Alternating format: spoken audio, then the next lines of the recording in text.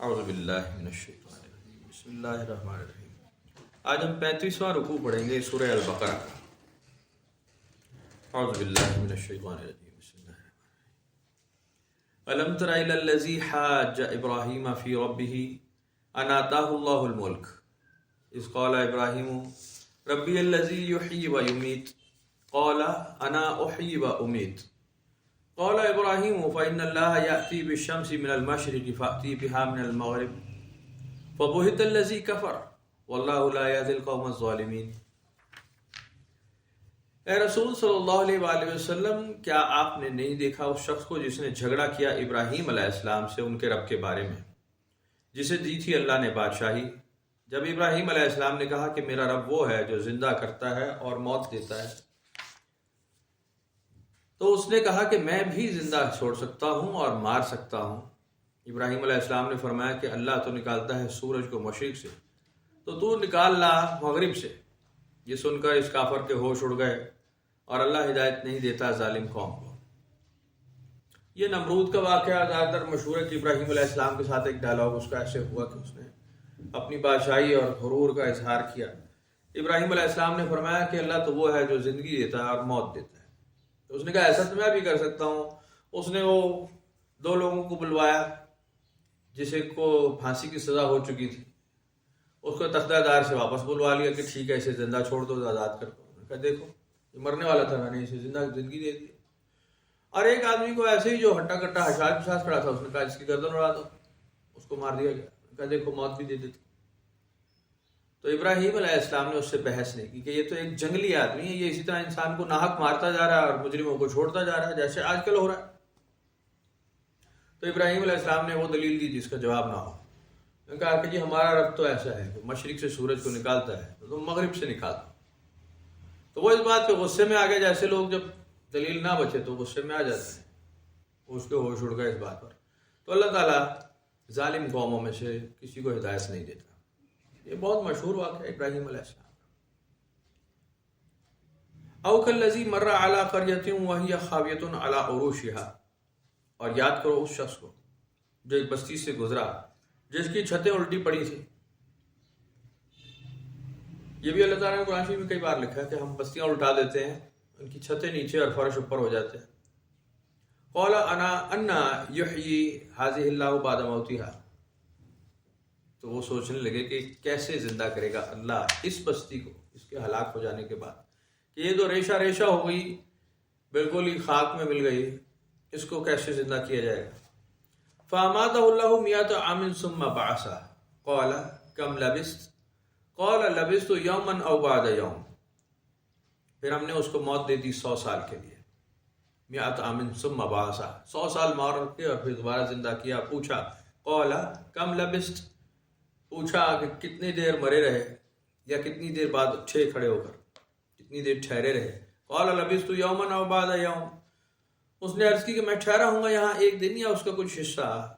قال بل لبثت مئۃ عام فانظر الی طعامک و شرابک لم یتسنہ، ہم نے بتایا، اللہ نے فرمایا کہ نہیں تو ٹھہرا رہا یہاں 100 سال، اور اپنے کھانے اور پینے کی طرف دیکھ کہ ان کو ہم نے باسی ہونے نہیں دیا۔ وانظر الی حمارک، اور دیکھو اپنے گدھے کی طرف، اور تو گدھا جو تھا وہ 100 سال میں چور و چور مٹی خاک بن کر اڑ چکا تھا۔ وَلِنَجْعَلَكَ آیَةً لِلنَّاسِ وَانظُرْ إِلَى الْعِظَامِ كَيْفَ نُنشِزُهَا ثُمَّ نَكْسُوهَا لَحْمًا، اور یہ سب اس لیے ہم نے بنائی کہ تجھے نشان بنا دے لوگوں کے لیے، اور دیکھ اب ان ہڈیوں کو کہ ہم کیسے جوڑتے ہیں اور پھر ان کے اوپر گوشت پہناتے ہیں۔ فَلَمَّا تَبَيَّنَ لَهُ، اور حقیقت روشن ہو گئی اس کے اوپر۔ قَالَ أَعْلَمُ أَنَّ اللَّهَ عَلَى كُلِّ شَيْءٍ قَدِيرٌ، تو اس نے کہا کہ میں جان گیا ہوں کہ بے شک اللہ ہر چیز پر قدرت رکھتا ہے۔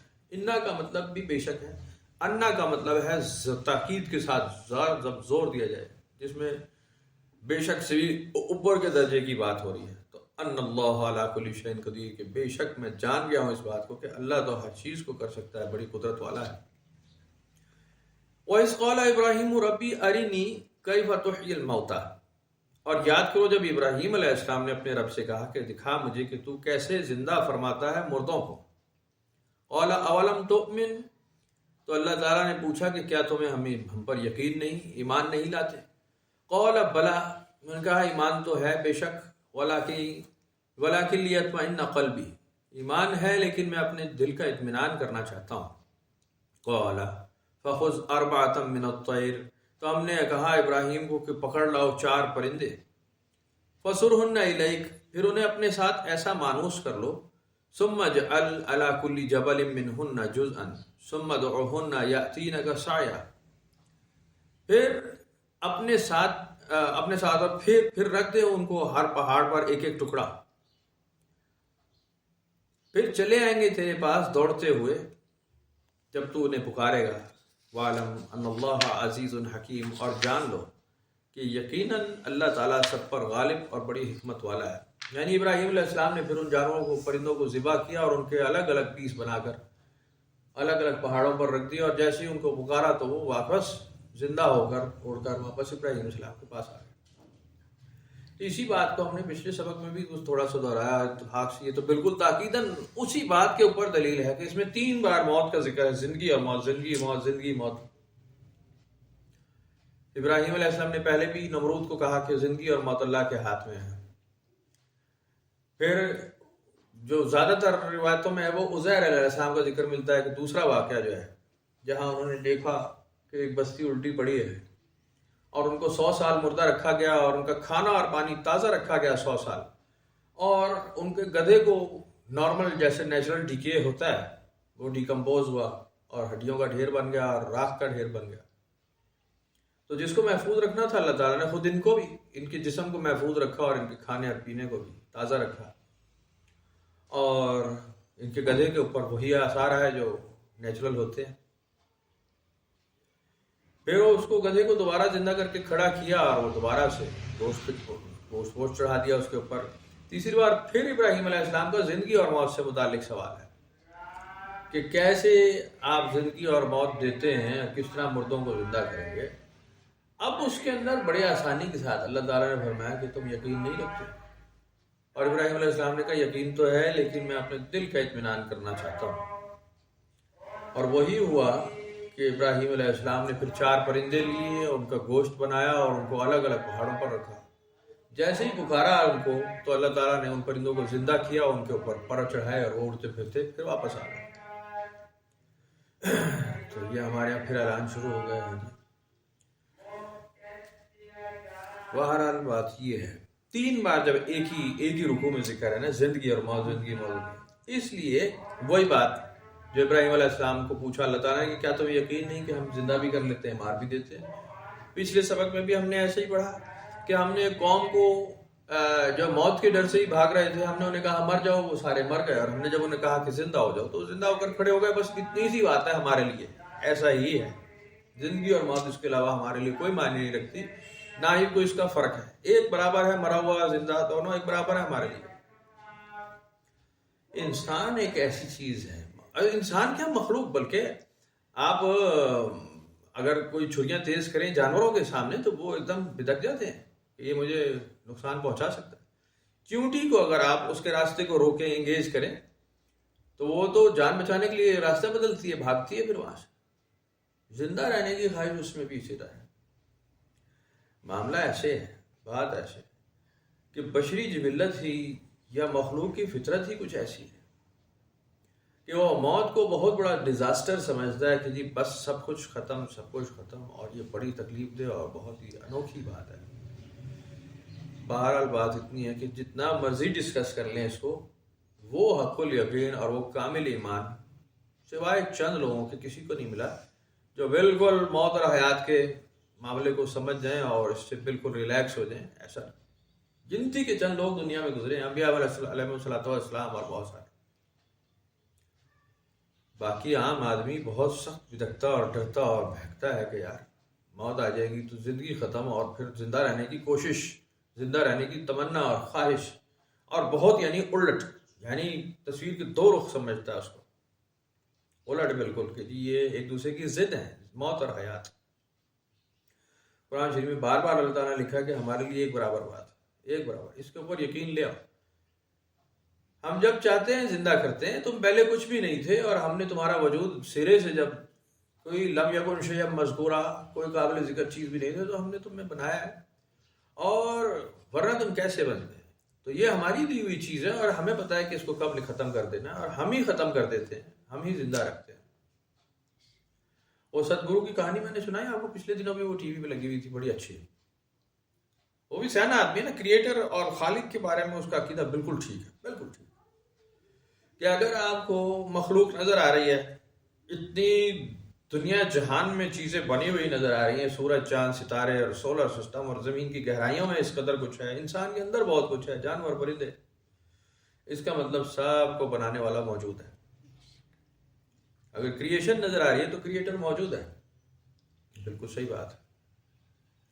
موت اور حیات کی بھی بات ایسی ہے، انسان ہے ایسا ہی ہے کہ اس کو اسی بنیادی بات پہ بھی یقین نہیں ہے، بنیادی بات۔ وہ کہانی سنا رہے کہ جی ایک بار، وہ ایک کہانی ایسے ہے کہ سائنسدانوں نے اور سر جوڑے اور اکٹھا کیا اور مٹی لی اور اس کا پتلا بنایا اور اس کو خوب بنا سنوار سجا کے آخر اس کے اندر زندگی بھی پیدا کر، چلتا پھرتا کر دیا اس کو، بولتا چالتا چلتا پھرتا۔ اللہ تعالیٰ کو بلایا گیا کہ جی آ جائیں جناب، دیکھیں ہم نے بھی انسان بنا لیا۔ اللہ تعالیٰ نے بڑا اپریشیٹ کیا کہ بھائی آپ نے کمال کیا، زبردست سیانے آدمی ہو، تو کیسے بنایا ذرا ہمیں بھی بتاؤ۔ میں نے کہا جی مٹی لی، گوندا اور جناب علی اس کو کھڑا کر دیا اور اس کے اندر روح پھونک دی۔ میں نے کہا ٹھیک ہے، بہت اچھا کیا، آئندہ مٹی پہلے خود بنا کے دکھانا، را مٹیریل بنا کے دکھا جس سے تم نے لیا۔ وہ تو ہماری بنائی ہوئی لی ہے تم نے، وہ یہ تو ہم نے بنائی ہے، تم نے تو نہیں بنائی۔ تم نے ہماری بنائی ہوئی چیز کے ساتھ اپنی خود خالق کیسے بن سکتے ہو؟ بنیاد بیس تو ہم سے لیے، ہماری بنائی، تو آئندہ بناؤ تو مٹی بنانے کی کوشش پہلے کرو، انسان بعد میں بنا۔ یہ بالکل صحیح بات ہے کہ اگر ایسا ہے تو کر لیں۔ آپ جب بھی کچھ بنانے کی کوشش کریں گے، آپ کہیں سے را مٹیریل لیں گے، کہیں سے۔ اب جب اللہ تعالیٰ نے تخلیق کی ہے تو اس میں پہلے را مٹیریل بنایا ہے۔ قرآن شریف کے مطابق اور بائبل کے مطابق، اولڈ ٹیسٹمنٹ کے مطابق بہت ساری دلیلیں اس کی موجود ہیں کہ اس نے ہر چیز بنائی ہے پہلے۔ اس نے کہا ہو جائے، سورج ہو جائے، چاند ہو جائے، ستارے ہو جائے، زمین ہو جائے، آسمان ہو جائے، سب کچھ ہو جائے، اور یہ ہونا شروع ہوئے، پانی ہو جائے۔ پہلے ان کا کچھ وجود نہیں تھا، کسی بھی پورے کاسموس میں کچھ نہیں تھا، کاسموس ہی نہیں تھا، اور اس نے اپنے حکم سے، اپنے امر سے ہر چیز را مٹیریل پہلے بنایا، اور پھر اس را مٹیریل کو کچھ محفوظ کر رکھا ہے، اگلے ٹائم کے لیے، کچھ کیا بہت کچھ سب سے زیادہ کو 3% پہ سارا چلایا ہوا ہے سسٹم۔ یہ جو سولر سسٹم اور یہ آپ گیلیکسیز دیکھ رہے ہیں، یہ 3% ہے، اور 97% ابھی باقی ہے، اندھیرے میں ہے، جہاں تک دوربین کا روشنی نہیں جاتی وہاں روشنی ہی نہیں ہے۔ اس سے جنت اور دوزخ کے معاملات کر دیے جائیں گے۔ کچھ معاملات جنت دوزخ کے بنا دیے گئے ہیں آلریڈی، جو کہ ضروری ہیں، جیسے کچھ لوگوں کو قرآن شریف کے مطابق عذاب دیا جانا شروع کیا جا چکا ہے دوزخ میں۔ قرآن شریف میں ذکر ہے کہ ان کو روز جہنم کے آگے لے جایا جاتا ہے، رکیا جاتا ہے، اور جنت کے معاملات بھی قرآن شریف میں لکھے ہیں کہ ہم لوگوں کو جنت میں بھیجتے ہیں، وہ جنت میں رہنے والے موجود ہیں۔ جیسے سورہ یاسین میں ذکر ہے کہ جب ہم انعام کیا ہم نے اس کے اوپر جس کو قتل کر دیا تھا، ابی علیہ السلام کی تصدیق کرنے والے کو، تو اس نے کہا کہ کاش میری قوم جانتی کہ مجھے اس تصدیق کرنے کے متعلق اس کے بدلے میں اللہ تعالیٰ نے کیا اجر دیا۔ یہ جنتوں کا ذکر اور شہداء کا ذکر کہ ہم ان کو کیسے مقام پر رکھتے ہیں اور ان کو کھلایا جاتا ہے، ان کو پلایا جاتا ہے۔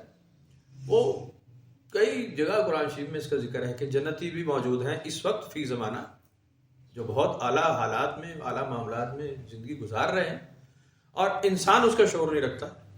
وَلَٰكِن لَا تَشْعُرُونَ، قرآن شریف میں ایسے لکھا ہے کہ بل احیاء وَلَٰكِن لَا تَشْعُرُونَ، وہ زندہ ہیں لیکن تم اس کا شعور نہیں رکھتے۔ تمہارے وہ جو 4th ڈائمنشن ہے، 5th ڈائمنشن یا 6th ڈائمنشن کہیں اگر ہو، جو 3 ڈائمنشنز تو آج ہو چکی نا، 4th ڈائمنشن کے اوپر لگے ہوئے ہیں کہ ہمیں وہ بھی کیمرہ مل جائے کہ ہم دیکھ سکیں۔ اور اللہ تعالیٰ نے اسی کو چیلنج کیا کہ تمہاری آنکھوں کا شعور جو ہے اتنا نہیں ہے، تمہارا عقیدہ اور تمہاری آنکھوں کو ڈالے ہوئے ہم نے پردے، وہ ایسے نہیں ہے کہ باقی دیکھ سکیں جو ہم چھپا کر رکھتے ہیں۔ تو یہ اس لیے لکھا ہے قرآن شریف میں کہ اس کو سمجھ لو اور یاد کر لو کہ تمہیں یقین آ جائے، حق الیقین کامل، کہ ہمارے لیے نہ موت کوئی چیز ہے اور نہ حیات کوئی چیز ہے. ایک کنڈیشن سے دوسری کنڈیشن میں تبدیل ہو جانے کی بات ہے ساری, جس کو پروون فیکٹ, پروون سائنس, جو اتھینٹک سائنس ہے نا پوری دنیا کی, وہ مان چکی ہے. Law of conservation of mass ہے جی, کہ مادے کی بقا کا جو قانون ہے وہ ایسا ہی ہے کہ یہ نہ پیدا کیا جاتا ہے اور نہ یہ فنا کیا جاتا ہے. یہ ایک شکل سے دوسری شکل میں بدلتا رہتا ہے, بس ایک شکل سے دوسری شکل لیتا رہتا ہے. اور جو فوٹون کی کیفیت ہے وہ ایٹم کی تھیوری, وہ تو انتہائی کمال ہی ایک مذہبی, ایک بالکل ہی الوہی طاقت کا, یعنی اس کے آگے جھکی ہے سائنس. یہ تو بالکل ایسے ہی ہے کہ یہ باقاعدہ ایک تو الیکٹران کی جو کیفیت ہے اس کا موومنٹ, وہ پہلے پورا ایک جامد سسٹم ہے اور پھر یہ اچانک ایک ویو میں بدل کر ڈسبرس ہو جاتا ہے جیسے کبھی تھا ہی نہیں, اور دوبارہ یہ جامد ہو جاتا ہے, دوبارہ ایک ایٹم کی صورت لے لیتا ہے, اور انتہائی شدید زبردست پاورفل اس کی موومنٹ ہے. جیسے وہ آپ دیکھتے ہیں نا, وہ ایک مثال میں آپ کو جیسے سنا ہوں, جیسے بچپن میں بچے کھیلتے تھے, دیکھتے ہوں گے آپ, رسی لیے ایک پتھر باندھا اس کے اوپر ہے جی, پتھر باندھ دیا نا, اب آپ وہ ایک رسی گھما رہے ہیں, وہ گول گھما رہے ہیں, وہ گول دائرہ نظر آنا شروع ہو جاتا ہے تھوڑی دیر میں کہ یہ دائرہ ہے, سرکل ہے یہ. انفیکٹ وہ سرکل نہیں ہوتا, وہ ایک پتھر ایک رسی کے ساتھ گھوم رہا ہوتا ہے, لیکن وہ موومنٹ زیادہ ہوتی ہے, ہر جگہ موجود ہوتا ہے ہر وقت, اور ہر جگہ سے غائب ہوتا ہے ہر وقت. یعنی دونوں باتیں بالکل سچ ہوتی ہیں, اس کی پریزنس بھی اس کی ایبسنس بھی برابر بالکل موجود اور غائب دونوں ہوتا ہے وہ. اور وہ ایک شکل لے لیتا ہے, ایک سرکل کی صورت لے لیتا ہے. ان فیکٹ وہ سرکل ہی نہیں ہوتا, لیکن آپ قسمیں دیکھنے والا کہے گا قسم پراتی میں آپ ایک جناب سرکل ہے, دور سے دیکھنے والوں کو کیا پتا کہ یہ ایک سمپل سا سسٹم چل رہا اور انفیکٹ کوئی گول دائرہ نہیں ہے. بالکل ایسا ہی انسان کی جو زاغل بصر ہے اس کے ساتھ ایسا ہی ہے, ایسا ہی. کئی سیانے بیانے صوفیہ کرام نے تو بہت پرانا لکھا, اور سائنسدانوں نے ابھی 1800 سال میں یہ لکھا ہے, 1000 سال میں اس بھی تحقیق بہت ہوئی ہے, 500 سال میں, کہ ان فیکٹ ہو سکتا ہے ہم نہ ہوں, اور یہ ہمیں صرف ایک کیفیت ہے ہونے کی, اور ہمیں اس پہ یقین آ گیا کہ ہم ہیں. اور ہو سکتا ہے ہمارا یہ صرف ایک لائٹ آ رہی ہے, ہم پہلے ہو کے کہیں فارغ ہو چکے ہیں. یہ زمین آسمان ہو سکتا ہے کہ یہ ہے ہی نہیں, یہ صرف بالکل ایسے ہی ہے, فوٹون کی کیفیت ہے, اور بالکل ایسے ہی ہے کیونکہ یہ ہر چیز تو ایٹم سے مل کے بنی ہے. ہمارا جسم ہے یہ سیلز کے ساتھ مل کر بنا ہے, بے شمار چھوٹے چھوٹے سیل ہیں جو جڑے ہوئے ہیں. آنکھوں کے سیل لاکھوں کروڑوں جڑے ہیں تو آنکھ بن گئی ہے. ہاتھوں کے یہ اسکن کے سیل, ٹیشوز, یہ بہت باریک مائکروسکوپ کے نیچے دیکھیں یہ چھوٹے چھوٹے ذرے جڑے پڑے ہیں, اور سارے زندہ ہیں, الگ الگ اپنی حیات میں زندہ ہے. اسکن کا سیل باقاعدہ حیات ہے, اس میں باقاعدہ جان ہے, اس کا ایک دل ہوتا ہے جسے نیوکلیس اس کا مرکز کہتے ہیں. جب بھی آپ مائکروسکوپک انالیسس کریں آپ حیران پریشان رہ جائیں گے. لاکھوں کروڑوں, یہ پلک کا بال, اس پلک کے بال کو دیکھیں تو یہ بھی سیلوں کے ساتھ مل کر بنا ہے, اور اس کا ایک نیوکلیس ہے, اور اس کا ایک کروموسوم ہے, اور وہ ایک سسٹم ہے, ایک رائبوسوم ہے, بہت کچھ اس کے اندر اتنی چیزیں ہیں کہ آپ حیران رہ جائیں گے کہ جی نیکڈ آئی سے تو نظر ہی نہیں آتا, اور یہ سارے مل کر ایک وجود کی شکل میں ہیں. ان فیکٹ اگر چوٹ لگتی ہے کسی جگہ اسکن پر یا آنکھ پر یا جسم کے کسی حصے پر, وہ آپ تھوڑی دیر میں دیکھتے ہیں کہ وہ کلر بدل جاتا ہے اس کا, اور تکلیف درد کرتا ہے, کلر بدل جاتا ہے, خون بھی نکلتا ہے, خون نہیں نکلا لیکن نیلا پڑ گیا, درد ہے, وہ ڈیڈ ہو جاتے ہیں سیل. اب مائکروسکوپک دیکھیں تو پتہ چلے گا کہ اس سیل کی جو لائف تھی وہ ختم ہو گئی, جو اپنے اپنے وجود میں پورا لائف تھا, لیونگ تھا, اور وہ وہاں سے مر گیا. یا تو ڈیڈ سیل کو کاٹ کر الگ کر دیا جاتا ہے, تو پھر نئے سیل بچے پیدا کر کے اس کو جوڑ دیتے ہیں. آپ کی اسکن بچے دینا شروع کر دیتی ہے, اور وہ سیل جو ہے وہ دوبارہ سے جنریٹ ہو جاتا ہے, اسکن دوبارہ آ جاتی ہے. لیکن کئی چیزیں ہیں جو اب یہ تک نہیں آ رہی. اگر آنکھ پھوٹ گئی ہے یا آنکھ نکل گئی ہے, وہ دوبارہ تو دوسری آنکھ بچے دینا نہیں شروع کرے گی, جس پہ لگی ہوئی ہے سائنس. ابھی کلوننگ اسی کو کہتے ہیں, سائنس اسی کو کہتے ہیں کہ وہ اس کے اوپر کوشش کر رہے ہیں کہ یہی آرگنز آپ کے دوبارہ بن جائیں. اب ایک مخلوق ہے ایسے ہی جس کے آپ سیلیمنڈر کہتے ہیں, اس کو سیلیمنڈر, فرسٹ لیونگ آرگنز, جو پانی سے نکل کے خشکی پہ آتا ہے, فرسٹ سیلیمنڈر، اس کے ہاتھ اور پیر ہوتے ہیں چھپکلی کی طرح، ابھی بھی موجود ہے وہ مخلوق. اس میں کوالٹی یہ ہے کہ اگر کسی حادثے میں اس کا ہاتھ یا پیر کاٹ دیا جائے تو تھوڑے عرصے میں اس کا ہاتھ یا پیر دوبارہ اگ آتا ہے. اس میں یہ کوالٹی اس کی باڈی میں اس نے جنریٹ کر لی ہے کہ وہ اگر کوئی آرگن بھی ٹوٹ جائے نا، کٹ جائے، تو وہ نیا آرگن بنا لیتا ہے. تو یہ اس کے اوپر سائنس لگی ہے.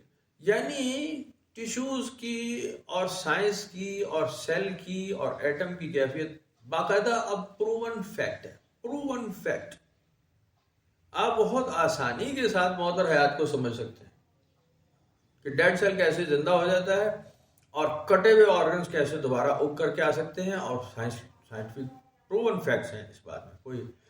تو بڑے جو سیانے بیانے لوگ ہیں نا، سیانے بیانے بڑے لوگ، اصل چیز ہے تحقیق کرنا. اب جیسے ایتھیسٹ ہوتا ہے نا، ایتھیسٹ غیر مذہب لوگ ہوتے ہیں، دنیا میں بڑی تعداد میں ایتھیسٹ بڑھ رہے ہیں، لا دین. وہ کہتے ہیں کہ جی اللہ ہے ہی نہیں، بس یہ سائنٹیفک ایک سسٹم چل رہا ہے. تو ٹھیک ہے، انسان کو یہ سوچ پیدا ہو سکتی ہے کہ ہم ان ریئلٹی کیا کر رہے ہیں، ہم مذہب کو اگر فالو کر رہے ہیں کسی کو بھی، تو ہم یہ بے وقوفی کر رہے ہیں یا عقل کر رہے ہیں.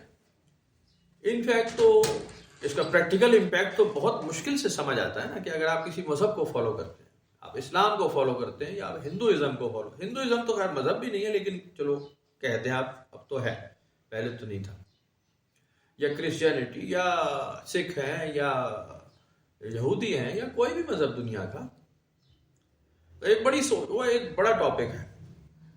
ایتھیسٹ کو اگر وہ سائنس میں یقین رکھتا ہے کہ جی سائنٹیفکلی سارا ہو رہا ہے، تو پہلے اس کو سائنس پڑھنی چاہیے، اس کا علم حاصل کرے.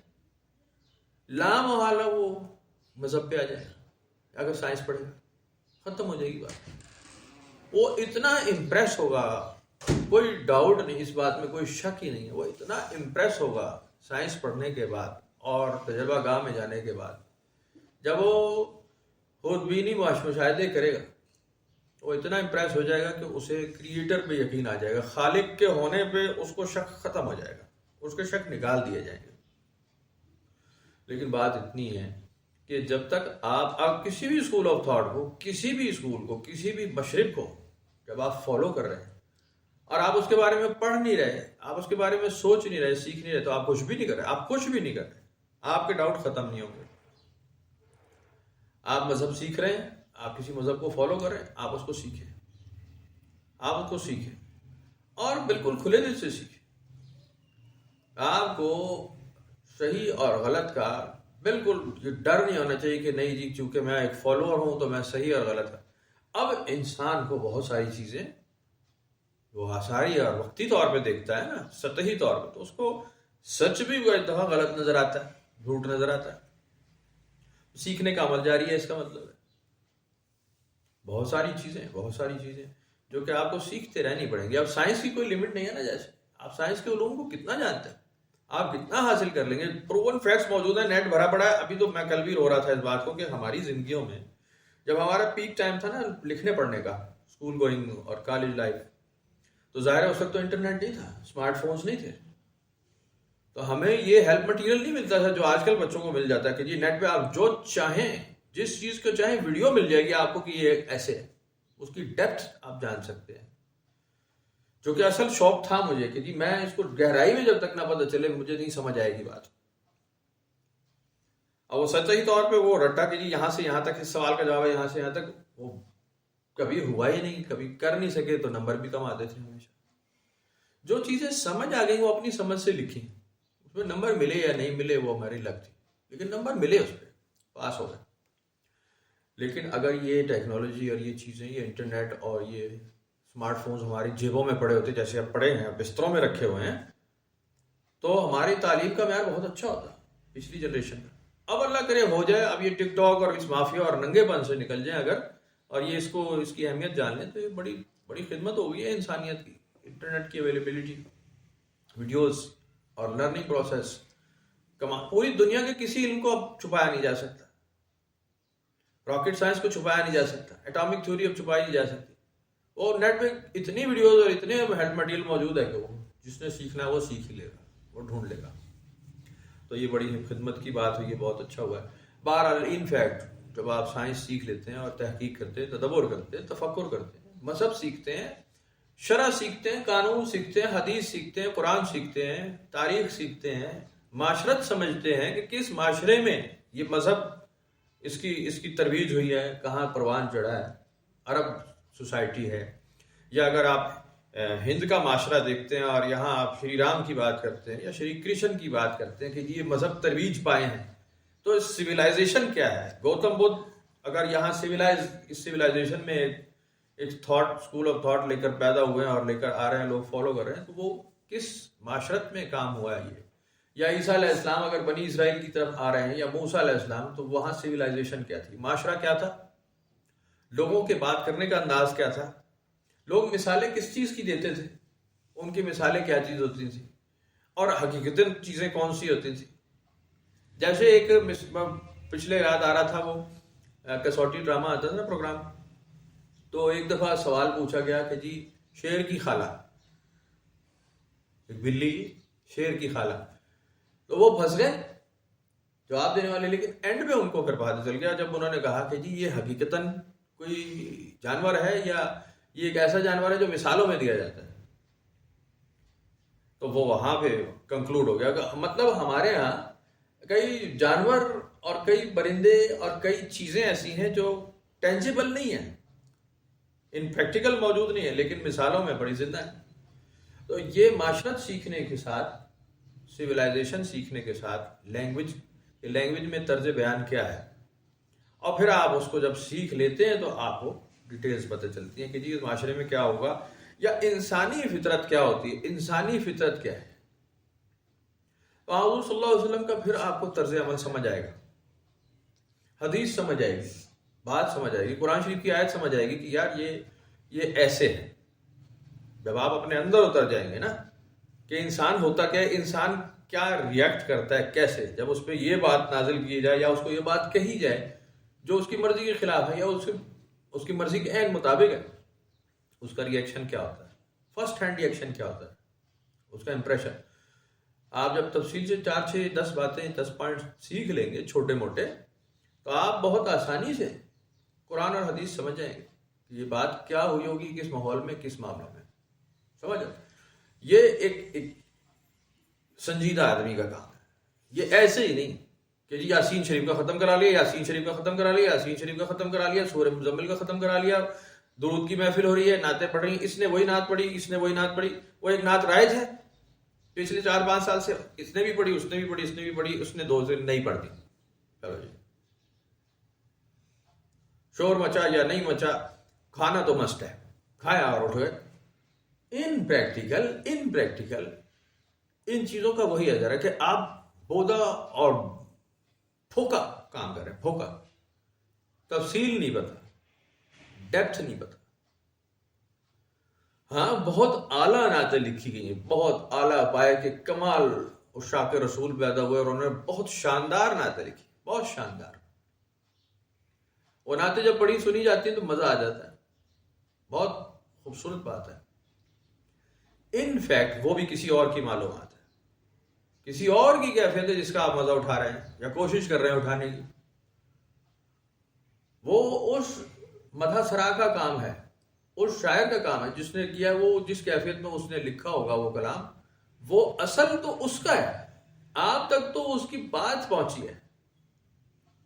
تو آپ اس کا مزہ اٹھانے کے بجائے اپنے اندر وہ کیفیت کب لائیں گے، خود کب پہنچیں گے اس مرتبے تک جو حضور صلی اللہ علیہ وسلم نے فرمایا کہ تم خود کیوں نہیں نماز پڑھ لیتے، تم خود ہی کیوں نہیں روزہ رکھ لیتے، تم میری نماز اور روزے کو پوچھتے رہتے ہو۔ تو سب کو کہا ہے اللہ نے، مجھ سمیت، میں پہلا مسلمان ہوں، آخری نہیں ہوں، وَأَنَا أَوَّلُ الْمُسْلِمِينَ، پہلا مسلمان میں ہوں، لیکن یہ نہیں کہ آپ نہیں، آپ کو بھی برابر اتنا ہی کہہ دیا گیا کہ آپ بھی اتنی ہی نماز پڑھیں گے جتنے اللہ کے رسول کو کہی گئی ہے، اتنا ہی روزہ رکھو، رمضان کے روزے مجھ پہ بھی فرض ہے، تم پہ بھی فرض ہے، میں بھی اس کی بات کروں، تم بھی کرو۔ یہ نہیں ہے کہ جناب علی آپ کہیں کہ جناب آپ کی نماز یا آپ کا طریقہ کیا ہے۔ ہاں جو میں تمہیں سکھاتا ہوں اور ترغیب دیتا ہوں کہ اس کو سیکھ لو اور اس پہ عمل کرو، وہ تم کرو، لیکن عبادت اور اللہ کے ساتھ جو رجوع ہے وہ تمہیں ذاتی طور پہ پیدا کرنا ہے، رابطہ تمہارا اللہ سے تمہارا ہی ہوگا. اپنی قبر میں تم ہی جاؤ گے, حساب تمہارا علیحدہ ہی ہوگا. محمد رسول اللہ کا حساب الگ ہے, فاطمہ الزہرا کا حساب الگ ہے. باقاعدہ صحیح حدیثوں میں ذکر کر دیا گیا. اگر آپ اس سچی بات کو, سامنے کی بات کو, کھلی ڈھلی بات کو نہیں سمجھتے تو پھر نہیں سمجھتے, کچھ بھی نہیں سمجھیں گے, پھر کچھ سمجھ آئے گا ہی نہیں. تو مذہب کو تو ایسے ہی سمجھا جاتا ہے. اور جب آپ مذہب کو ڈیپتھ میں سمجھیں گے تو پہلا سوال ہی, مذہب لیتے کیوں ہے, پہلا سوال یہی ہے کہ مرنا سے پہلی بات کیا ہوگا, میں آیا کدھر سے ہوں, پیدا کیسے ہوں. بنیاد یہی ہے, اس بات پہ مذہب چلتا ہے. میں کہاں سے آیا ہوں, میں یہاں کیوں آیا ہوں, میں جب مر جاؤں گا تو میرے ساتھ کیا ہونے والا ہے. ان 3 بنیادوں پہ مذہب چلتا ہے. پھر آپ کھلتے جائیں گے باتیں قرآن شریف میں لکھی ہیں, حدیث میں لکھی ہیں. بہت مسلمان, اگر آپ کسی اور مذہب کے آدمی ہیں, آپ ہندو ہیں اور آپ سکھ ہیں اور آپ عیسائی ہیں اور آپ یہودی ہیں, تو وہ آپ کے مذہب میں بھی یہی لکھا ہے کہ آپ پہلے سورگ میں ہی تھے, تمام آتمائیں وہاں تھیں, اور پھر آپ اس دنیا میں بھیجے گئے ہیں. اب یہ کل یگ ہے, کالی کا یگ ہے, یعنی اور وہ آپ کا وہ جو یوم حساب ہے وہ ہے. اس کے بعد آپ سورگ رنگ میں جائیں گے. بس سیدھی بات ہے, ہیون اینڈ ہیل ہر ایک کے پاس ہے, اس کے علاوہ ہے کیا. کیونکہ یہ بیسک ہے, یہ ایک بنیادی سچ ہے. یہ جیسے ہی آپ تحقیق کرتے ہیں, تحقیق کریں گے, آپ کو پتہ چل جائے گا کہ نہیں, ہیون اینڈ ہیل موجود ہے, جنت دوزخ موجود ہے, اس کا کانسیپٹ ٹھیک ہے. یہ سائنٹیفکلی آپ کو سمجھ میں آ جائے گی بات کہ نہیں, یہ ایسا ہوتا ہے. انسان ایسی ہی چیز ہے, یہ ایک مخلوق ہے, یہ خالق نہیں ہے, یہ پیدا کی گئی چیز ہے. یہ پیدا نہیں ہوا, خود سے نہیں پیدا ہوا, اور یہ بڑا ہی نازک ہے, اور یہ کسی وقت بھی مر جاتا ہے, کسی وقت بھی ختم, اور پھر اس کا کوئی حل نہیں ہے, یہ ڈیکمپوز ہو جاتا ہے. آپ جتنا مرضی اس کو ٹھنڈا بڈا کر دیں, جو مرضی کر دیں, مصنوعی کریں گے, جیسے ہی اس کو نیچرل پروسیس میں ڈالیں گے وہ گل چھڑ جائے گا. بہت ہی بودا اور بہت ہی کمزور ہے, بہت ہی کچا ہے, اور اس میں روح ڈالنے کا کوئی جواز نہیں, کوئی چانس نہیں کہ روح پیدا کر دی جائے, واپس کھینچ کر لے آئیں, ممکن نہیں ہے. یا روح کیا ہے اس کو پکڑ لیں اور اس کو کیپچر کر لیں اور اس کو روح کو بنا لیا جائے, پاسبل نہیں. آپ ایک مشین بنا سکتے ہیں, لیکن وہ بھی فیول بیسڈ ہوگی. آپ جب تک اس میں فیول ڈالتے رہیں گے مشین چلے گی, فیول نکال دیا مشین بھی ڈیڈ ہے, اس کی ڈیتھ ہو جائے گی, ختم ہو جائے گی. تو بہرحال جیسے ہی آپ تعلیم کی طرف آئیں گے, تدبر تفکر کی طرف آئیں گے, پریکٹیکل لائف کی طرف آئیں گے, آوازیں نکالنے کے بجائے, آوازیں پیدا کرنے کے بجائے, شور اچھل کود کے بجائے پڑھنے لکھنے پر آ جائیں گے, سمجھداری پر, آپ کو یہ ساری باتیں خود بخود سمجھ آ جائیں گی. لازمی ہے, سمجھ لینا چاہیے. اور زندگی اور موت کا جو خدشہ اور خطرہ ہے جس میں بھاگتا ہے انسان ہمیشہ, کئی بار قرآن شریف میں ذکر, کئی بار ہم نے پڑھ لیا ہے کہ انسان کو موت کا خطرہ ہوتا ہے. جب جہاد کا کہا, سورہ توبہ جو بھری پڑی ہے, ابھی دوسرے سبق میں پڑھ رہے ہیں, اس میں سلسلہ یہی ہے. لوگ کہتے تھے ہم جہاد پہ جائیں گے, مر جائیں گے. یہاں شہر میں بیٹھے ہیں, ٹھیک ہے, بس میں اپنی فیملی بیوی بچوں کے ساتھ بیٹھا ہوں, میں باہر نکلوں گا تو میری تو موت آ جائے گی. تو بنیادی طور پہ جب تک انسان بولڈلی نکلتا نہیں ہے زندگی اور موت کے خدشے سے, وہ دین میں داخل نہیں ہو سکتا. یعنی منافقین کو بالکل الگ الگ کرنے کے لیے اللہ تعالیٰ نے جہاد کا حکم نازل فرمایا کہ ہم الگ الگ کر دیں گے. کیونکہ اب جو ہم کہنے لگے ہیں, نماز تو تم پڑھ لو گے, سارے داڑھی چھوڑ دیں گے تو کون سے بال اگائیں گے تمہارے, پگڑی باندھنے میں کون سی بات ہے, کپڑا لو گے پگڑی باندھ لو گے, پانی سے تم شغف رکھتے ہی ہو, نہاتے دھوتے ویسے ہی ہو, تم وضو کرنے میں تمہیں کوئی ایشو نہیں ہے, کر ہی لو گے. اور کمیونٹی میں رہنے کے لیے جیسے نئے محلے میں آپ جاتے ہیں نا, کسی نئے آبادی میں, میں نے ہمارے ایک دوست ہیں کراچی میں رہتے ہیں, تو وہ انہوں نے کہا جی میں شفٹ کرنا چاہوں اگر پنڈی یا اسلام آباد, تو میں جاننے والا کوئی نہیں ہوا, میں کیسے کمیونٹی میں کیسے انوالو ہوں گا. میں نے ان کو سیدھا فارمولہ بتایا, میں نے کہا آپ کسی مسجد میں اٹیچ ہو جائیں گے, آپ وہاں 5 دن 10 دن 20 دن 50 دن 1 مہینہ 2 مہینے نماز جب پڑھیں گے تو وہ محلے کی کمیونٹی آپ سے سلام دعا شروع کر دے گی, دیٹ از آل, ختم ہو جائے گا, آپ کا اوپر پر ختم ہو جائے گا, آپ ہر ایک کی سلام دعا ہو جائے گی, دیٹ از آل. تو آپ کمیونٹی میں رہنے کے لیے مسجد آنا شروع کر دیتے ہیں. وہ عرب معاشرے میں بالکل ایسے ہی ہوا نا کہ جی مسلمانوں نے مسجد بنائی اور یہ ہر وقت 5 وقت اکٹھے ہو رہے تھے مسجد میں, تو آلے دوالے لوگوں نے سوچا کہ بھائی یہ تو کر لو, اس سے کچھ بینیفٹ ہو جائیں گے. یہ کپڑے والا ہے، یہ کسائی ہے، یہ موچی ہے، یہ نائی ہے، یہ فلانا ہے، یہ طبیب ہے، یہ اگر ایک جگہ روز سلام دعا ہوگی تو یہ مجھے فیور دے گا. اور ملتا ہی تھا کہ جی ہاں آپ تو ہمارے مسجد فیلو ہیں، سلام دعا ہو جائے گی، ایک کمیونٹی تیار.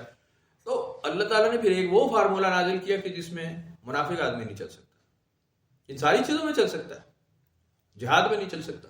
آؤ جنگ میدان میں لڑو جی، اٹھاؤ تلوار، یا وہ مارے گا یا آپ مارے، وہ وہاں نہیں چل سکتا. آدمی تیر آ رہا ہے، آپ کھڑے ہیں، آپ اگر ایمان والے تو کھڑے رہیں گے، منافق ہیں تو آئیں گے نہیں، بھاگ جائیں گے. تو زندگی اور موت ایک ایسا کمال کا فارمولہ ہے جس میں اچھے اور برے کی بڑی کھلی تمیز ہو جاتی ہے، کھلی تمیز. تو بہت ہی مراقبات کے اندر، یعنی تدبر اور تفکر کے اندر، دھیانداری میں انہی چیزوں پہ غور کرنا ہوتا ہے کہ اللہ تعالیٰ نے کس عقیدے کو پروموٹ کیا کہ تم یہ عقیدہ اپنے اندر لے کر آؤ جو صحیح بات ہے، جو اصل ہے، جو حق ہے. آپ اس سوچ سے نہیں نکلیں گے، آپ پھنسے رہیں گے. آپ کے سوچ سے وہ سمجھ سے وہ باتیں سمجھ میں جب تک نہیں آ جائیں گی، آپ کی سوچ سے یہ خطرہ نکلے گا ہی نہیں. آپ کھلے کھلے چلیں گے ہی نہیں، آگے بڑھیں گے ہی نہیں. ہاں جب تک کوئی زندہ ہے اور جب تک کوئی رشتہ داریاں موجود ہیں تو آپ ان کی خدمت کرتے ہیں اور آپ اس معاشرتی نظام میں چلتے ہیں اور آپ اپنا فرائض پورا کرتے ہیں. جہاں تک آپ کو موقع مل گیا ہے، موقع مل گیا، جتنا مل گیا آپ کر سکتے ہیں کھلے دل سے. لیکن جب موت کا وقت آ گیا تو پھر آپ کچھ نہیں کر سکتے، ہیلپ لیس ہو جاتا ہے آدمی، ختم ہو گئی بات ختم ہو جاتی ہے، آپ کچھ نہیں کر سکتے. اور اس بات کو سمجھ لینا چاہیے. تو بہرحال 3 بار اگر ایک ہی سبق میں یہ بات ہے تو کتنی اہم ہوگی. اور یہ اس لیے اہم ہے کہ آپ خود زندگی اور موت کے بارے میں سوچ کے دیکھیں تو آپ کو سمجھ آ جائے گی کہ کیوں بار بار لکھا جائے. کیونکہ ہمارے اپنے عقیدے یہ ہیں، موت کے بارے میں سوچے تو آپ ڈر جائیں گے، بہت مسئلہ بنے گا. وہ ہے کہ جی آپ کا closest relative is about to die, تو آپ کی کیا کیفیت ہوتی ہے؟ آپ کو دکھ ہوتا ہے، درد ہوتا ہے یا نہیں ہوتا؟ یا آپ کہتے ہیں ہاں ٹھیک ہے، انا للہ و انا الیہ راجعون، میں بھی اللہ کے لیے ہوں، سارے کے سارے ہم نے جانے ہی اس کی طرف ہے. تو آپ یہ دل سے کہتے ہیں واقعی، یا صرف جب یاد ہو گیا ہے زبانی کہ جی ہاں کسی کی ڈیتھ کو سنو تو انا للہ و انا الیہ، بس اتنا ہی ہے. یعنی اہل زبان کا بھی یہی حال ہے، عربوں کا بھی یہی حال ہے، عربی جاننے والوں کا. ہمیں تو مار یہ پڑی ہے نا کہ ہمیں تو عربی بھی نہیں آتی، ہمیں عربی یاد ہے، لکھا کیا ہے ہمیں نہیں پتا، لیکن جنہیں یاد ہے ان کا بھی یہی حال ہے. ڈیپتھ میں جانا ایک الگ چیز ہے. ڈیپتھ میں جائیں تو سلمان فارسی کو بھی عربی آ جاتی ہے، وہ عربوں کو عربی سکھا رہا ہوتا ہے. بلال حبشی بھی عربوں کو عربی سکھا رہا ہوتا ہے. تو معاملے الگ ہو جاتے ہیں جو گہرائی میں اتر جاتے ہیں. تو بہرحال قرآن شریف میں جو چیزیں اگر لکھی ہیں تو بالکل بالکل اس کے اوپر یقین کامل ہونا چاہیے. اللہ تعالیٰ نے ایسے لکھا کہ ہم تو ایک کھوتے کو مر جانے کے 100 سال کے بعد ہڈیاں جوڑ کے کھڑا کر دیتے ہیں. ہم ایک نالائق پرندے کو، 4 پرندوں کو ڈسٹریبیوٹ کیے وہ گوشت بنائے ہوئے کو ہم دوبارہ سے زندہ کر کے ایک آواز پر واپس لے آتے ہیں. تو ہمارے لیے کون سی بات مشکل ہے؟ یا ہمارے لیے اس میں پھر فرق ہی کیا ہے؟ فرق ہی کیا ہے؟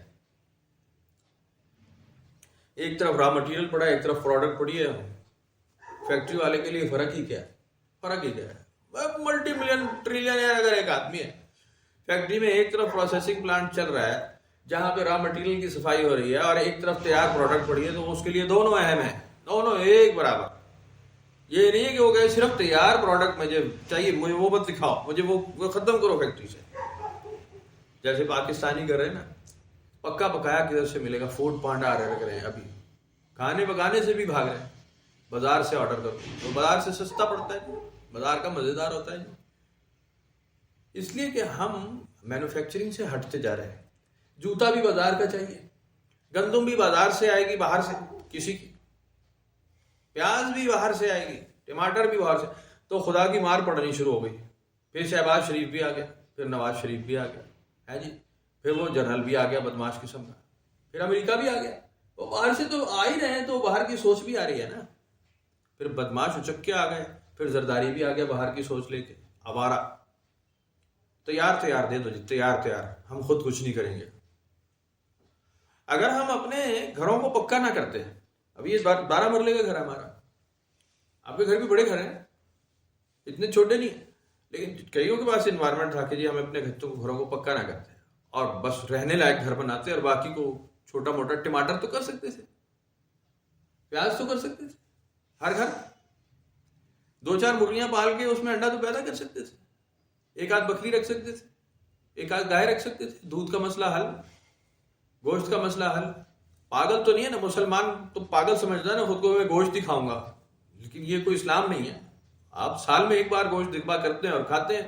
دکانوں کے تو کوئی کانسیپٹ نہیں ہے کہ جی کوئی صحابی دکانیں کھول کے بیٹھ گئے تھے کہ جی گوشت حلال ہو گیا، کوئی سوال ہی نہیں۔ آپ کسی صحابی کا نام بتائیں کسائی تھے، پڑھا ہے آپ نے؟ کوئی مرغی کی شاپ تھی، حضور پاک صلی اللہ علیہ وسلم نے کبھی مرغی کھائی ہو؟ آپ ایک حدیث ڈھونڈ دیں، ایک حدیث میں آپ کو ایک حدیث بتاتا ہوں جس میں ذکر ہے حضور صلی اللہ علیہ وسلم کے مرغی کھانے کا۔ 2 صحابہ کرام آپس میں بیٹھے بات کر رہے تھے، حضور پاک صلی اللہ علیہ وسلم نہیں ساتھ تھے، 2 صحابہ کرام الگ کسی اور جگہ بیٹھے ہوئے بات کر رہے تھے۔ ایک صحابی نے ارشاد فرمایا کہ میں نے مرغی کھانے سے توبہ کر لی ہے، میں نہیں کھاؤں گا آئندہ، کیونکہ یہ نالے میں منہ مارتی ہے، گوبر پہ منہ مارتی ہے، یہ نجس کھاتی ہے، میں نہیں کھاؤں گا۔ تو میں نے آئندہ سے تہیہ کر لیا ہے، شاید باندھ لی، میں نہیں کھاؤں گا آئندہ، مرغی کا گوشت نہیں کھاؤں گا۔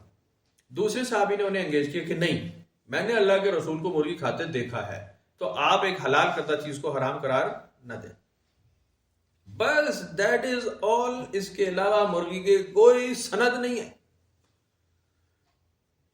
کیا حضور صلی اللہ علیہ وسلم تشریف فرما تھے اور مسجد میں آپ نے کہا آج مرغی پکا لیتے ہیں؟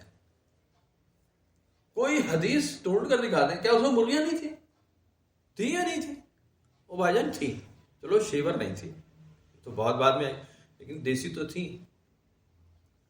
تو آپ کو یہ ایک معاملہ، ایک ایونٹ آپ کی زندگی میں نہیں ملے گا نبی پاک صلی اللہ علیہ وسلم کی حیات میں کہ مکی لائف میں یا مدنی لائف میں آپ کوئی ایتھینٹک بات سکھائیں، بتائیں جس میں مرغی کھائی جائے۔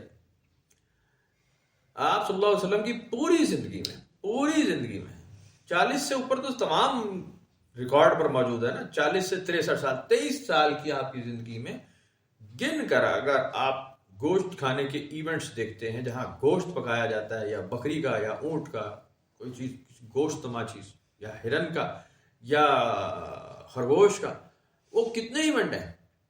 گن کے 10 حدیثیں ملیں گی آپ کو، چلو 20 ملیں گی، چلو 50 ملیں گی۔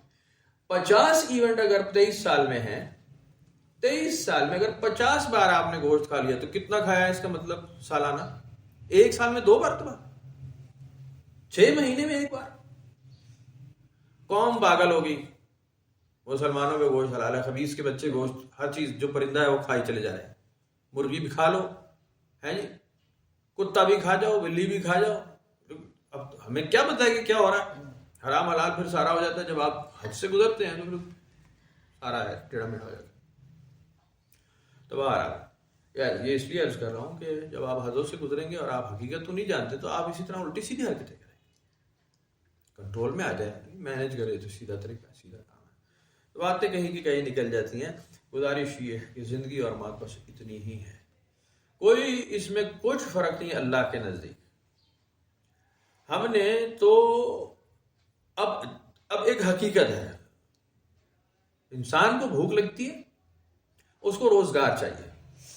آپ نے میجورٹی میں جو ارشاد فرمائے ہیں پبلک میں، وہ اسی بات پہ کیے ہیں کہ بھائی تم کماؤ اور کھاؤ، اس میں سے زکوٰۃ دو، فصل کرنے والا عشر دے، اس کمیونٹی میں رہیں کہ آپ کو ہم ایک فیسیلیٹیٹ کر رہے ہیں، آپ کے لیے ایک آرمی بنائی جاتی ہے جو آپ کو حفاظت کر رہی ہے، آپ کے لیے سڑکیں، بازار، سیکیورٹی ہمارا کام ہے کہ آپ کو پرووائڈ کریں۔ آپ اپنے معاشرے میں کھلے عام کام کریں، کپڑا منگوائیں، آپ جوتا بنائیں، آپ فصل کریں، آپ سبزی کریں، آپ ہیرے جواہرات کا کام کریں، سونے چاندی کا کام کریں آپ۔ لمٹ یہ ہوگی، لا یہ ہے، قانون یہ ہے، پروفٹ اتنا ہوگا، سارا لکھوا دیا ہے، سارا۔ اس میں بنیاد جو ہے پروڈکشن کی ہے۔ میں آپ کو ایک صحیح روایت، بالکل صحیح روایت سنانے لگا ہوں، بالکل صحیح حدیث پراپرٹی کے معاملات کی۔ حضور سیدنا عمر فاروق رضی اللہ تعالیٰ عنہ کو مال غنیمت سے یا آپ کے حصے میں ایک پراپرٹی آئی، کہاں سے آئی اب مجھے صحیح یاد نہیں ہے، نا روایت میں صحیح ذکر ہے اس کا، مختلف آ رہا ہے اس کا۔ خیبر کے علاقے میں کچھ زمین آپ کے حصے میں آئی، اور آپ نے حضور صلی اللہ علیہ وسلم کی خدمت میں جب حاضر ہوئے تو آپ نے عرض کی کہ جی میں نے وہ چھوڑ دیا ہے، زمین کو اپنا حصہ چھوڑ دیا ہے اور میں اس کو ڈسٹریبیوٹ کرنا چاہتا ہوں کہ میں میرے استعمال کی چیز نہیں ہے تو میں چھوڑ رہا ہوں۔ نبی پاک صلی اللہ علیہ وسلم نے انہیں منع فرمایا کہ ایسا نہیں کر سکتے، آپ اس پہ فصل کریں، کہ جی میں کرتا نہیں ہوں، فصل کیسے؟ کہا کہ پھر آپ ایسے لوگوں کو فصل کی اجازت دے دیں جن کے پاس زمین نہیں ہے، آپ ان کو فصل کرنے دیں، بس ان پہ آپ یہ شرط لگا دیں کہ آپ اس پہ اپنی مرضی کی فصل کریں اور اس کو استعمال کریں، سٹور نہیں کرنی، زمین بھی استعمال ہو جائے گی اور لالچ بھی نہیں بڑھے گی کہ جی یہ زمین میں قابو کر لوں اور یہ ساری میں لے لوں، ایسے نہیں ہو۔ اسے پتا ہوگا کہ مجھے جتنی کھانی ہے میں وہ میرا وہ رزق ہے، سٹور کرنے کی تو اجازت ہی نہیں، تو میں زیادہ کیوں کروں؟ یہ صحیح ہے۔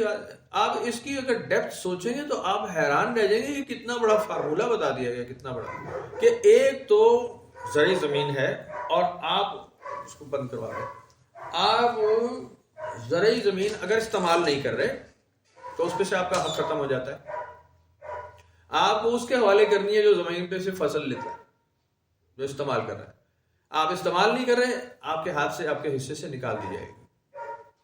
یہ صحیح حدیث کے الفاظ ہے، صحیح، آپ صلی اللہ علیہ وسلم نے ارشاد فرما دیا کہ یہ تمہارے حصے سے باہر ہے۔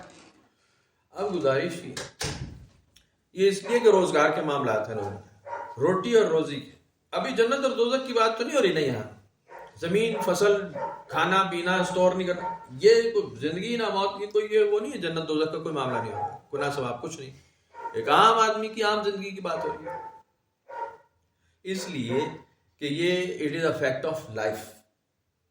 آپ یہ تھوڑی کہہ سکتے ہیں کہ جی میں ہوا کھاؤں گا، میں کچھ کھاؤں گا پیوں گا ہی نہیں، میں درخت کے نیچے بیٹھا رہوں گا، میں ننگا بیٹھوں گا۔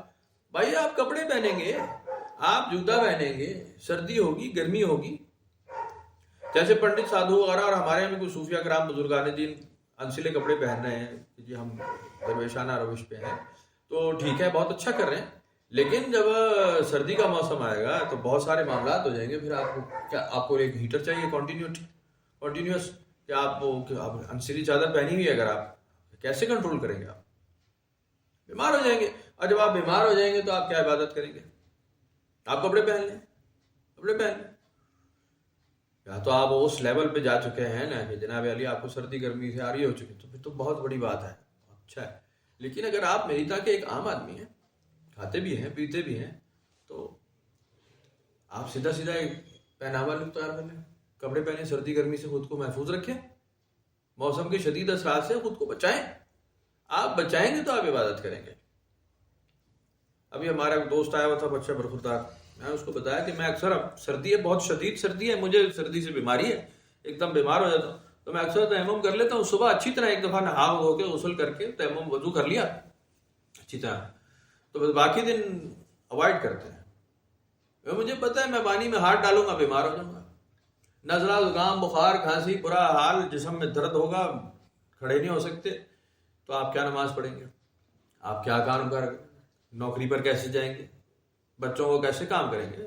بھائی ڈھیر کام بچوں کے لیے کرنے ہیں، بازار بھی جانا ہے، سب کچھ، تو آپ کہیں جی میں ذرا نیکی کر رہا ہوں، میں ٹھنڈا یخ پانی سے یا اس سے گرم پانی سے، ایون گرم پانی سے بھی اس وقت بیمار ہو جاتا ہے آدمی، موسم اتنا خراب ہو چکا ہے نا کہ آپ گرم پانی سے بھی تھوڑی دیر میں آپ باہر نکلیں گے وضو کر کے تو آپ کے جسم میں ٹھنڈ پیدا ہو جائے گی، آپ کو ہوا لگ جائے گی، تو آپ اوائڈ کریں۔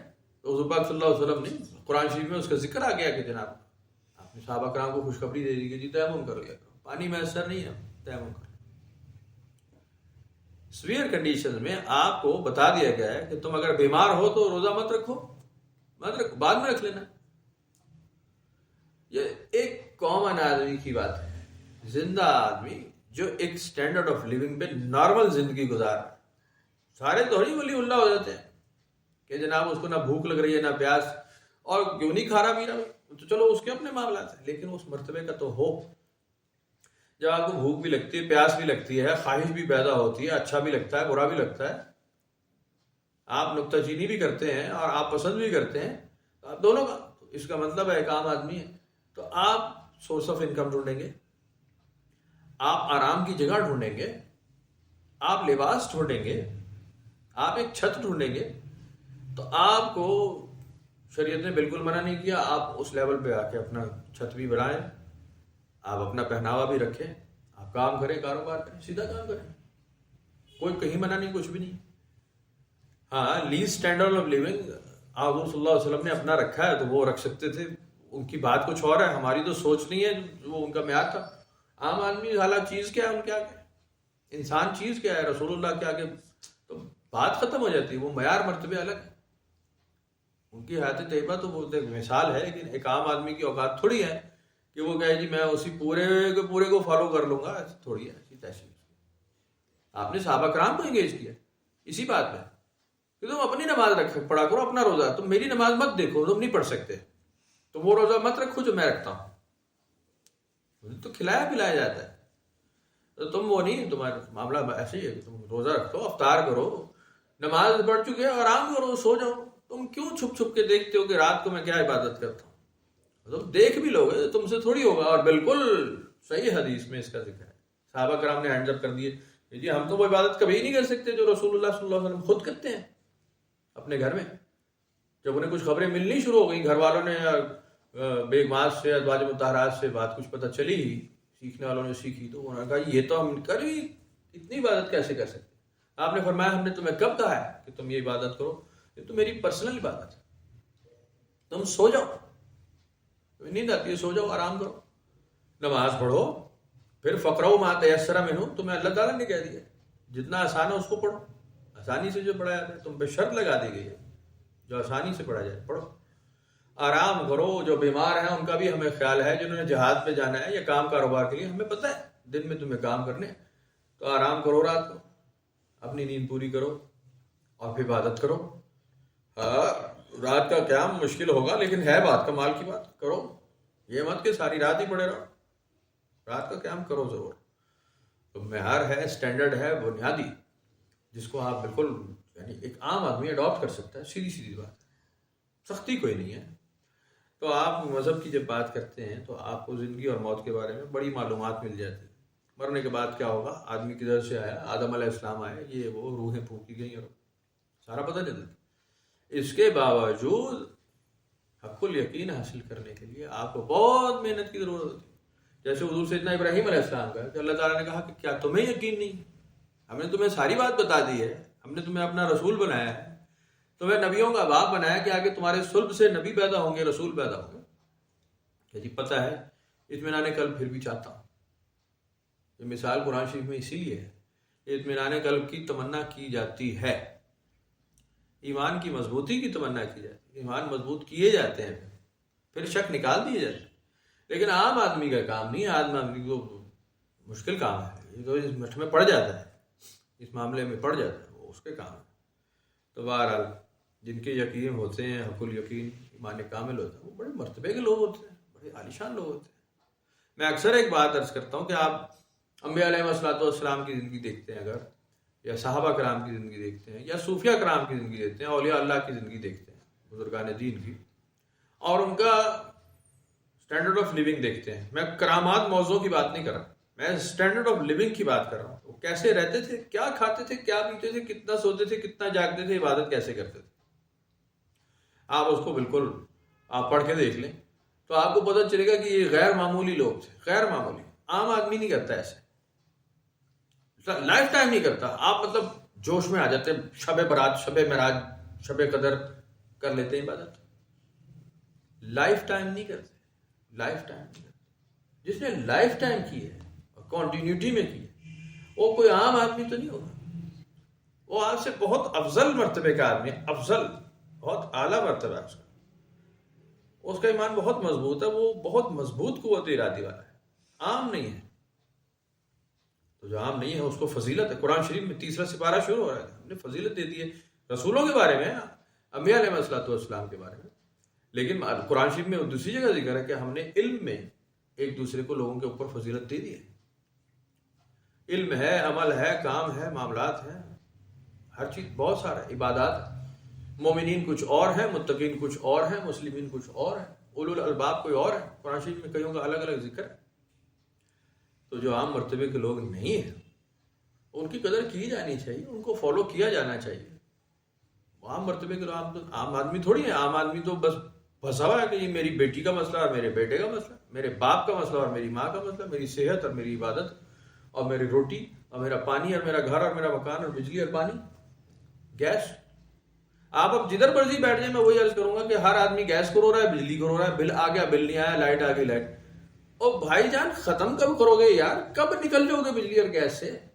قبر میں بھی بجلی اور گیس ہے, ختم کرو یار. لیکن میں خود کہہ رہا ہوں کہ میں خود اس سے نہیں نکل سکا.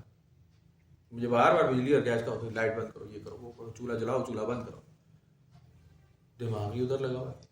بدبخت بے شرم حکمران بیٹھے ہیں. میں تو لایا نہیں, لیکن کہیں لانے والے ابھی بھی بیٹھے ہیں کہ ہم اس والے کو لائیں گے, وہ والے کو اتاریں گے. نکل ہی نہیں رہا اس بات سے. ایک چور کو اٹھائیں گے, دوسرا بدماش لائیں گے, بدماش سے اٹھائیں گے, تیسرا ڈکیت آئے گا, ڈکیت اٹھائیں گے, قاتل آ جائے گا. بد سے بدتر سالہ آتا جا رہا ہے ایک کے بعد. ختم کرو یار. ایک دفعہ سالوں کو آگ لگا کے ختم کرو. ہے جی, سب کو پھونک کے آگ میں ساڑ کے ختم کرو. نہ ہمیں فوجی چاہیے, نہ ہمیں سیاستدان چاہیے, نہ ہمیں جسٹس چاہیے. آگ لگا دو سب کو, ختم کرو یار. جب تم نے کرنا ہی کچھ, میں نے کبھی کسی گورنمنٹ سے کچھ نہیں لیا. میں تو سرکاری ہسپتال میں کبھی علاج کرانے نہیں گیا. سب کیا پرائیویٹ کیا بھائی. میں سروس کی ہے جب, تو مجھے سرکاری طور پہ اجازت تھی کہ میں علاج کرا سکتا ہوں پوری فیملی کا. وہ میری میڈیکل بک خالی پڑی ہے, میں نے خالی واپس کی تھی بھائی جان. انہوں نے کہا آپ نے کہا ہی نہیں. میں بیمار نہیں ہوتا, میرے بچے بھی بیمار نہیں. جب ہوتا ہوں تو میں خود ہی کوئی دیسی جڑی بوٹیاں گھر کی کھا کے یا کوئی ہوم میں پیسے گولی کھا لیتا ہوں. تو آپ جب ہیں ہی سیلف میڈ, آپ اپنی گلی بھی خود بناتے ہیں, آپ اپنا نالا بھی خود صاف کرتے ہیں, آپ اپنے گھر بھی خود تعمیر کرتے ہیں, آپ گاڑی بھی خود خریدتے ہیں اور گاڑی کی مینٹیننس بھی خود کرتے ہیں, موٹر سائیکل بھی. تو لکھ دی لانا تو حکمران کیوں رکھے ہوئے؟ اور یکسر ختم کرو بھائی. سب کو ایک بار ختم کر دیں کہ جی بائیکاٹ, کوئی حکومت نہیں چاہیے, ختم ہو. بہرحال پھر وہی بات ہے بنی اسرائیل والی, جو وہ کہیں گے حکومت ہو چاہیے, قتل غارت تو بڑھے گا نا, نہ پولیس ہوگی, نہ کوئی منسٹر, نہ لینا نہ دینا, مسئلے بنیں گے دوبارہ, پھر قوم واپس آئے گی. نہیں, حکومتی نظام ہونا چاہیے. بنی اسرائیل بھی ایسے ہی کہتی تھی اور ہم بھی ایسے ہی کہتے ہیں کہ یہ والا حکمران اچھا ہے, وہ والا برا ہے. 4000 سال پھینٹی کھانے کے بعد فرعون کی اللہ تعالیٰ نے آخر جب موسیٰ علیہ السلام کو بھیجا اور انہوں نے قوم کو نکال لیا کہ آؤ میں تمہیں آزادی کی طرف لے جاؤں, تو قوم نے خباثت یہ کی, انہوں نے کہا فرعون اچھا تھا. موسیٰ علیہ السلام میں تو وہ بات ہی نہیں ہے جو فرعون کی حکومت میں تھی. یہ ان کی قوم کا فرمان تھا, جن پہ کھانا پینا آسمان سے نازل ہو رہا ہو, باغوں میں بیٹھے ہوں, نہ سردی لگتی ہو نہ گرمی لگتی ہو, ندیاں نالے بہہ رہے ہیں, پانی کے انتظام الگ الگ کر دیے, سب کے ٹھنڈے چشمے بہا دیے اللہ تعالیٰ نے, کھانا پکا ہوا آسمان سے نازل. خبیث کے بچے پھر بھی وہ کہتے تھے سویلائزیشن ایک الگ چیز ہے. مصر کی حکومت, مصر کے بازار, کیا مزہ آ گیا. ہم تو وہی کرنا چاہتے ہیں, تو کھیتی باڑی کرواؤ ہم سے یار. میں جوتا بنا سکتا ہوں, میں زرب اختر بنا سکتا ہوں, میں میزائل بنا سکتا ہوں, میں ٹینک بنا سکتا ہوں, میں توپ بنا سکتا ہوں. برباد ہو. ابھی بھی ایسے ہی کہ اگر میرے جیسا کوئی کھانگڑ آدمی کہے نا کہ جی آپ کے بقا کا ایک ہی حل ہے, یکسر مین میڈ جتنی چیزیں ہیں ایجادات, سب کا بائیکاٹ کر کے سب کو تلف کر دیں. ہر چیز جو انسان کے ہاتھ کی بنی ہے سارا تلف کر دیں, سب ختم کر دیں, آپ کی زندگی ٹھیک ہو جائے گی. تو لوگ کہیں گے پاگل ہو گیا, دماغ خراب ہے اس کا. پاگل تو چھوٹا لفظ ہے, وہ تو بہت کچھ کہیں گے, مار دیں گے, لوگ تو ڈنڈے جوتے مار کے ختم کر دیں آپ کو. لیکن آپ اگر ٹھنڈے دل سے سوچیں گے تو بھائی جان دوسرا کوئی حل ہے نہیں. ایک تو زمین حسین ہو جائے گی, پہاڑوں اور پتھروں اور نالے ندی نالوں کے جو حالات ہوں گے, احوال, وہ اتنے حسین جمیل ہو جائیں گے, ایسے خوبصورت ٹھنڈے میٹھے چشمے بہنا شروع ہو جائیں گے, کلائمیٹ کنڈیشنز بہترین ہو جائیں گی, اور آپ کی زندگی میں سکون ہوگا. نہ ٹی وی ہے, نہ فریج ہے, نہ موبائل ہے, نہ بجلی ہے, نہ پانی ہے, نہ گیس ہے. آپ کو کسی چیز کا بل نہیں دینا, کسی چیز کو فل اپ کرنا نہیں, کسی چیز کو مینٹین نہیں کرنا, کچھ نہیں کرنا. آپ بیٹھے ہیں بنی اسرائیل کی طرح, نبی جا رہا ہے اور آپ قافلہ لے کے چل رہے ہیں, جہاں پانی کا انتظام ہو وہاں خیمے لگائے زندگی گزر رہی ہے. کھانا پکا پکایا آسمان سے نازل ہو رہا ہے جی, پانی کے چشمے ساتھ بہتے جا رہے ہیں, کوئی مسئلہ نہیں ہے. لیکن آپ کہیں گے نہیں, مکان بڑا اچھا تھا میرا, چند بازار والے گھر کی کیا بات, یوں نکلو سموسا, یوں نکلو پکوڑا, یہ نکلا جوتی والا, وہ نکلا زیور والا, وہ کپڑے والا. وہ جو چسکے ہیں نا بازار کے شور کے، رکشوں کی خود خود پھت پھت، وہ اب ایسی زندگی میں گھس چکی ہے کہ آپ رکشے کے شور کے بغیر، ہماری بھابھی ابھی آئی ہیں انگلینڈ سے، تو ان کا فرمان یہ ہے کہ میں فرمائش کر کے کل رکشے میں بیٹھی ہوں کہ 14 سال ہو گئے تھے ہم ولنگلی ذلیل ہونا چاہتے ہیں مطلب رکشے میں کون شریف آدمی بیٹھتا ہے، لیکن انہوں نے کہا جی مجھے شوق چڑھا رکشے میں بیٹھ گئے. میں کہا شکر ہے تانگے ختم ہو گئے، لیکن تھوڑی پہلی خواہش ہونی سی گھوڑی ٹانگا تو بہت اچھا ہے، مجھے تو بہت پسند ہے. اللہ کرے کہ ٹرینڈ آ جائے واپس گھوڑی ٹانگے آ جائے تو میں لے لوں ٹانگا لٹرلی. اگر آج ٹرینڈ شروع ہو نا گھوڑی ٹانگا، ویسے تو انشاءاللہ امید اچھی ہے گورنمنٹ رہی نا، اگر شوباز کی رہے گی. اب آپ کو گارنٹی دے رہا ہوں کہ اگلی گورنمنٹ اس سے بھی بدتر آنے والی ہے، اور وہ پرائم منسٹر کون ہوگا بتائیں کون ہوگا؟ اٹ ہی اور نیشنلی اٹ ہوگا، بلاول زرداری. آپ لکھ لیں اور ذہنی طور پہ تیار ہو جائیں، دا ٹائم ول کم.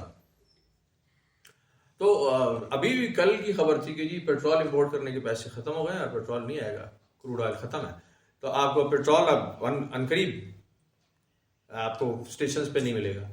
پہلا خیال میرے ذہن میں کیا ہے، یار گڈی لے کے جا پیٹرول ہی فل کرا لے ٹنکی. میں اب نہیں بات کر رہا ہوں کہ موٹر سائیکل اور بچوں کو کہوں گا یار اس میں پیٹرول ڈلوا لو بھائی، ہو سکتا ہے اور مہنگا ہو جائے یا ملے ہی نہ. ایسے تو خبیث دماغ ہے ہمارے. میں تو کر رہا ہوں، چاہتا ہوں کہ پیٹرول نہ ملے، چاہتا ہوں میں کہ یہ قوم واپس آ جائے سائیکل پہ یا رکشے اس پہ تانگے پہ، ملے ہی نہ. ایسی تیسی ان کی گاڑیوں کی کھڑی رہ جائیں ساری، واپس پھر اس کو کاٹ کے اس میں گھوڑا ڈالا ہو، مہران کے آگے گھوڑا، وہ تو اتنا برا نہیں لگے گا، وہ تو برا. لیکن اگر بڑی جیپ ہے V8 گاڑی، اس کو کاٹا ہوا آگے 2 گھوڑے لگے، وہ بڑی بری لگے گی. لیکن ہوگا وہ آپ کی زندگی کا ریلیف. آپ جیسے آپ دیکھتے ہیں یہ تھائی لینڈ والے، اور یہ تو ابھی عورتیں بیچ کے پیسے کما رہے ہیں نا. انفیکٹ ان کی لائف کیا ہے، سائیکل لگی ہوئی ہے، سائیکل رکشا، اور 6 آدمی بیٹھے ہیں سائیکل کھینچ رہی ہے. That is the life. اصل بات ان کی ہے. ابھی تو انہوں نے سانپ پروموٹ کر دی ہیں، یہ اچھا سانپ، یہ برا سانپ، یہ چھوٹا سانپ، یہ بڑا سانپ، اس کا گوشت اچھا ہے، اس کا گوشت برا. وہ سانپ کھانے لوگ جا رہے ہیں، $5,000 کی ڈش کھا رہے ہیں.